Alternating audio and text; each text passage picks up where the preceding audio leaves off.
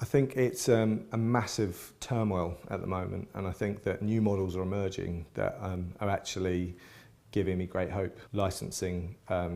royalties for photographs went down 90%, over a couple of years, and in some cases. And what we're now seeing is a birth of other models that are more directly funded by advertising rather than by publishers themselves, and that's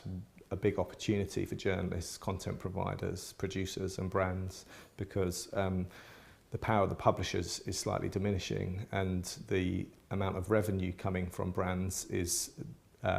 rising, and the proportion of that revenue going straight to the content provider is rising, and that means that there's more money coming back into content production actually than less all of a sudden, or the possibility of more money coming back into content providers. I mean, there's a lot of different things to think about.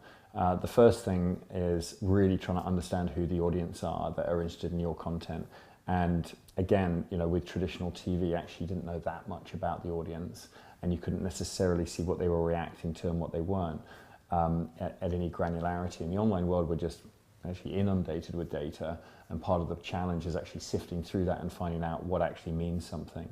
But at the end of the day, in the same way it was for print and TV, it is about connecting with the audience, whoever that is. But quite a common trait, for example, is somebody who was a UK media product actually discovers when they go online they have a global audience, and when they look at what the global audience are interested in, it's quite different from the same brand